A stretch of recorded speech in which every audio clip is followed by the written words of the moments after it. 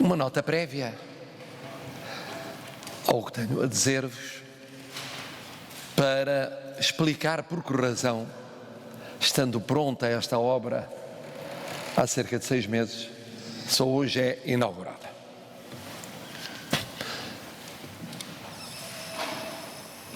Neste dia, um pouco cinzento e chuvoso de outono, mas que tem o encanto, que tem sempre o haver obras prontas antes de inauguradas, contra a tradição das obras inauguradas antes de prontas. Foi o que se passou aqui. A quando da vinda do Sr. Presidente da República de Moçambique, estava já pronta a obra, foi possível olhar para ela e recordar a afirmação da independência de Portugal e ao mesmo tempo testar a capacidade de resistência do Sr. Embaixador António Monteiro, que insistia com uma periodicidade notável para que a obra já pronta fosse inaugurada. Com o entusiasmo, a inteligência, a lucidez e a felicidade com que exerce esta função. Insistia. Eu tinha a vaga sensação de que haveria um dia mais propício para a inauguração. E esse dia chegou, provando que se pode preservar, restaurar o património cultural português e, a seu tempo, inaugurar a obra do restauro. Para que se não diga que se restaurou para a inauguração. Não, restaurou-se para preservar e afirmar o património. Depois inaugurou-se num momento propício a esse fasto agradável, testando, aliás, o vosso interesse e o vosso culto pelo património cultural, ademais num sábado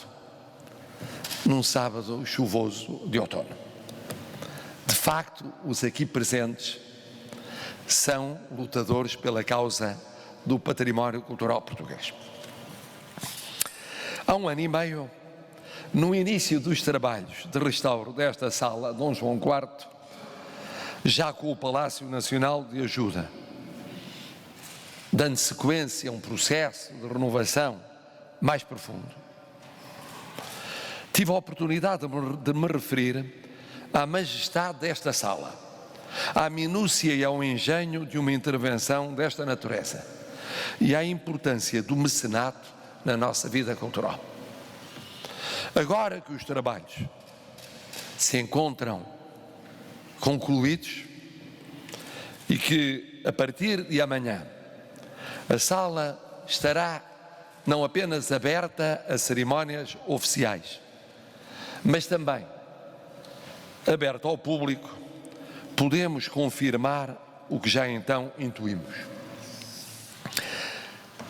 Que se trata de uma sala das maiores do Palácio, situada no piso nobre do edifício, com um aparato que, monárquico na sua origem histórica, nem por isso se tornou inútil, bem pelo contrário, num Estado republicano democrático.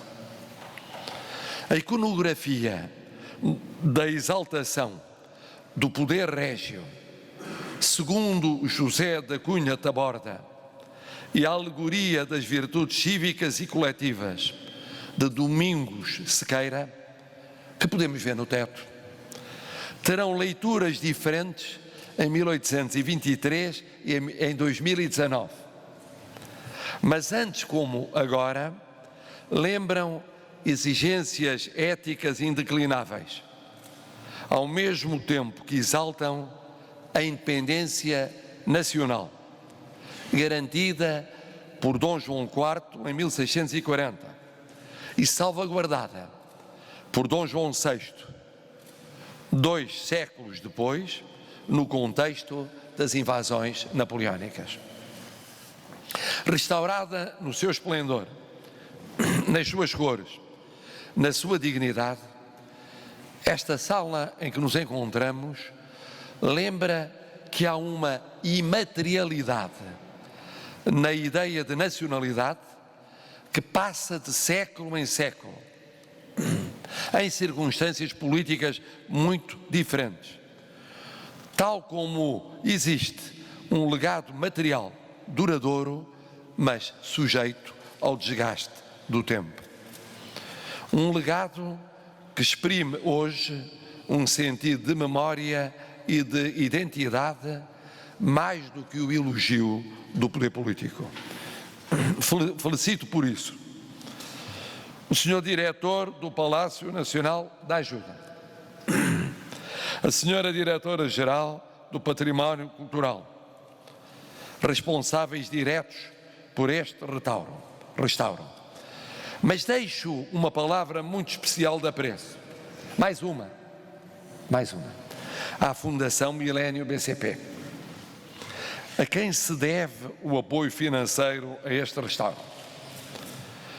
ao Sr. Presidente e Presidente Executivo do Banco, e em particular ao Sr. Embaixador António Monteiro. Confesso, permitam-me aqui o ligeiro improviso, raro, como sabem, nas minhas intervenções, que eu não tive um segundo de dúvida a quando da escolha do Sr. Embaixador António Monteiro. Era uma tarefa difícil, porque ia substituir alguém que foi um apóstolo da cultura e do património cultural durante longos anos, o Dr. Fernando Nogueira. Mas conhecendo bem o Sr. Embaixador António Monteiro, eu sabia que, além de, como já disse, ir exercer o lugar com felicidade, e não há nada como exercer-se uma função com felicidade, que tinha a cultura, tinha a intuição, tinha a sensibilidade para não travar, nem de algum modo esbater aquilo que era um compromisso fundamental para o futuro.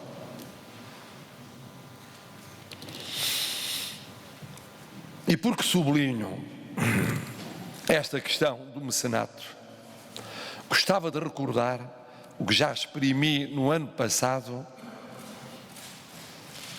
neste mesmo lugar, que se ao Estado incumbe primária e indiscutivelmente a função de preservação do património público, artístico e edificado, as instituições da sociedade civil, fundações, empresas, bancos, também cumprem um serviço público quando mobilizam meios e vontades para salvaguardar o que é de todos.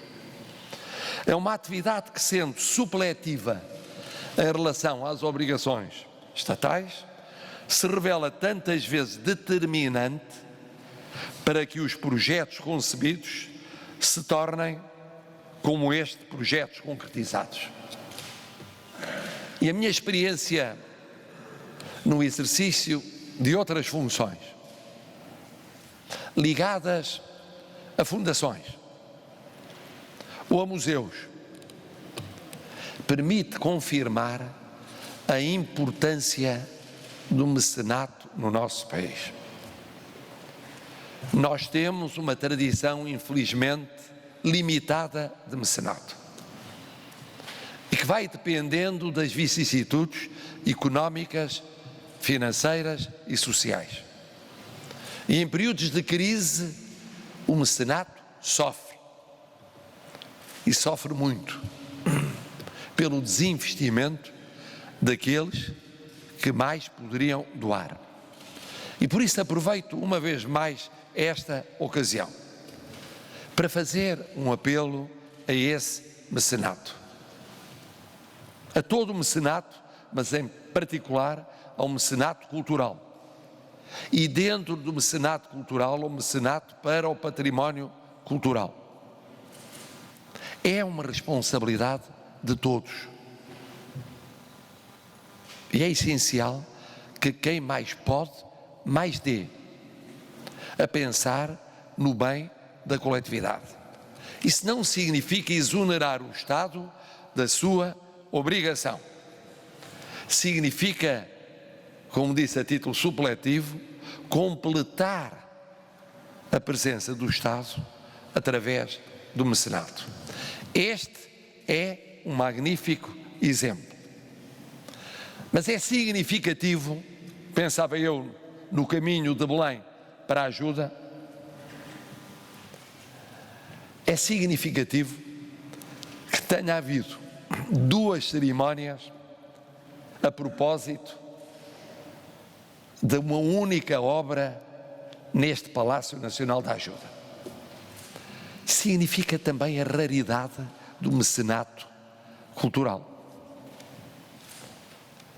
O assinalar por 2 vezes, no começo e no fim, é mais do que o assinalar a determinação no início e a feliz conclusão da obra. Quer também dizer que não são muitos os casos em que esse mecenato se tem exercido. Que aqui fique este apelo, que é o apelo do Presidente da República, que sinto que é o apelo de todos os portugueses, porque o património é uma componente essencial da nossa identidade. E afirmar a identidade sem cuidar do património é afirmar apenas uma parte dessa identidade. E nós ansiamos permanentemente afirmar a plenitude da identidade nacional, compreendendo o património cultural que a todos une. Muito obrigado.